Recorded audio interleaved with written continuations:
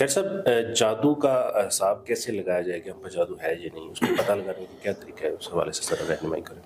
عدنان بھائی، اس حوالے سے مختلف طریقہ چیک کرنے کے طریقے ہیں، ڈائگنوز کرنا کہ جادو ہے یا نہیں۔ ہم بار اس پر لوگوں کو تربیتی سیشن دے چکے ہیں، تربیتی کورس بھی کروا چکے ہیں، اور الحمدللہ جو لوگ اس چیز میں ہمارے اسٹوڈنٹ بنتے ہیں اور الحمدللہ ان کے سارے کنسیپٹ اس حوالے سے کلیئر ہو جاتے ہیں۔ لیکن بات یہ ہے کہ وہ جادو کے بارے میں وہ چیز دیکھنا کہ اس کو جادو ہے یا نہیں، اس کی مختلف طریقہ کار ہو سکتے ہیں، علامات ہو سکتی ہیں، علامات سے ہم پتہ کر سکتے ہیں جادو ہے یا نہیں۔ پھر اسی طرح سے ہم وہ علامات کے ساتھ ساتھ کنڈیشن سے بس اوقات پتہ چل جاتا ہے۔ فار ایگزامپل اب ہمیں نظر آ رہا ہے ایک مریض میں یعنی جن آیا ہے اور اس نے بتایا فلاں جگہ جادو دفن ہے، وہاں سے جا کے نکالا ہے تو جادو نکل آیا ہے، تو اب اس میں ہم علامات نہیں ڈھونڈنے جائیں گے، ہمیں پتہ چل گیا ہے کہ سامنے جادو آ گیا نظر اور ہم علاج پر بس اوقات۔ لیکن میرا جو طریقہ کار ہے اس میں یہ ہوتا ہے کہ مجھے جادو سامنے بھی نظر آ جائے، میں پھر بھی علامات سے میچ کرتا ہوں، کیونکہ میں نے تجربات میں ایسے دیکھا ہے کہ بسا اوقات جادو سامنے تھا اور سامنے والی کنڈیشن پر جب میں گیا اور اس پر محنت کرتا رہا تو بعد میں پتہ چلا مسئلہ کچھ اور تھا۔ فار ایگزامپل ایک مریض میں جن آیا ہوا تھا اور بڑا اس کا آگ لگتی تھی گھر میں، تو میں نے بڑی محنت کی، تب میرے استاد محترم حیات تھے، اللہ ان کو غریق کے رحمت فرمائے، تو نئی مسئلہ حل ہو رہا تھا، مریض کے کپڑوں کو بھی آگ لگ رہی ہے، گھر کو بھی آگ لگ رہی ہے۔ تو جب میں نے قاری صاحب سے ریکویسٹ کی، ان کے پاس لے کے گئے مریض کو، تو وہ مریض ٹھیک ہو گیا۔ کچھ دنوں بعد میں نے کہا قاری صاحب یہی حیات، یہی پڑھائی، یہی سارا کچھ کر رہا تھا، تو مجھے کہنے لگے کہ دیکھیں یہ مریض ڈرامہ کر رہا تھا۔ مجھے کہتے ہیں آپ نے چیک کیا ہے؟ اچھا، کون سی قسم تھی جادو کی؟ میں نے کہا یہ اس میں چیک کرنے والی کیا، مطلب تشخیص کرنے کی ضرورت ہی نہیں پڑی، سامنے ظاہر ہے ہر چیز۔ مطلب مجھے کہتے ہیں آپ نے رولز کے حساب سے چیک کیا تھا اس کو جادو ہے یا نہیں؟ میں نے کہا جی اس میں کون سا ڈاؤٹ ہے، بھی گھر میں آگ لگ رہی ہے، کپڑوں کو مریض کی آگ لگ رہی ہے، سارا کچھ ہے، تو پھر ڈاؤٹ ہی کیا رہ جاتا ہے؟ مجھے کہتے پتر تو دنیا نہیں دیکھی ہے۔ تو میں نے کہا کیا ہوا؟ کہتے ہاں رولا تھا یار، وہ شادی شدی کا وہ بس کر دیا ہے، وہ ہو جائے گا، اب نہیں آگ لگے گی۔ میں نے کہا ہیں ایسے بھی ہوتا ہے؟ تو خیر پھر مجھے پتا چلا کہ تشخیص کرنا کتنا ضروری ہے، اور بسا اوقات مریض اگر خود سے بتا رہا ہے ہم اس کی علامات میچ کرتے ہیں کہ یہ کس مسئلے کی علامات ہیں جو مسئلہ بتا رہا ہے۔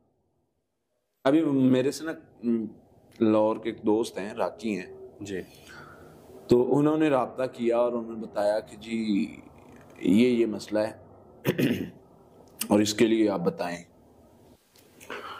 یقین کریں میں نے ان کو دیکھا، میں نے کہا جی میں نے کہا مجھے ہسٹری بتائیں، اس کی ہسٹری بھیجی انہوں نے ساری چیزیں۔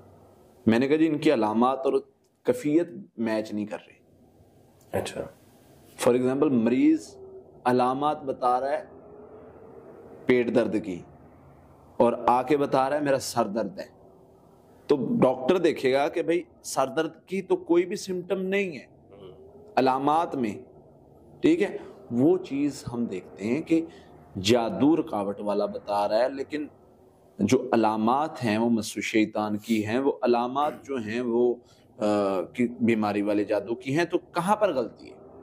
بسا اوقات مریض غلط ہوتا ہے، بسا اوقات اس کو علامات نہیں بتانی آ رہی ہوتی، اور بسا اوقات دونوں ہی چیزیں غلط ہوتی ہیں۔ مریض کو کچھ نہیں ہوتا اور علامات وہ خود سے بنا لیتا ہے۔ علامات کیا ہیں؟ خواب ہیں، خواب دیکھتے ہیں، یہ تو الگ الگ کیٹیگریز ہیں۔ ان علامات سے مریض خود بھی ڈائگنوز کر سکتے ہیں؟ جی میں اسی طرف آ رہا ہوں۔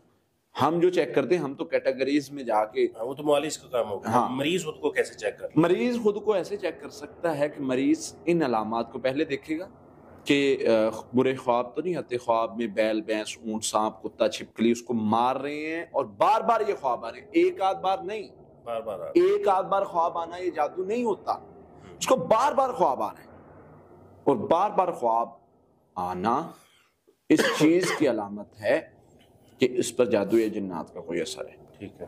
بے بسی والے، ایگزام دے رہا ہے، لکھا نہیں جا رہا، جوتا نہیں مل رہا، بھاگنا چاہ رہا ہے، بھاگ نہیں پا رہا، گاڑی کی بریک فیل ہو گئی، اور یہ بھی خواب ریگولر آنا، یہ خواب بھی یعنی اس کے ساتھ تعلق رکھتے ہیں. ٹھیک ہے. پھر اسی طرح سے یعنی اس میں یہ تو خواب کی یعنی علامات ہو گئی. پھر بیداری میں خون کے چھینٹے آ رہے ہیں، کپڑوں کو کٹ لگ رہے ہیں، پتہ نہیں کس نے لگا دیے، خون کے چھینٹے آ رہے ہیں، خون صحن میں ایک پیلے رنگ کے چھینٹے ہوتے ہیں.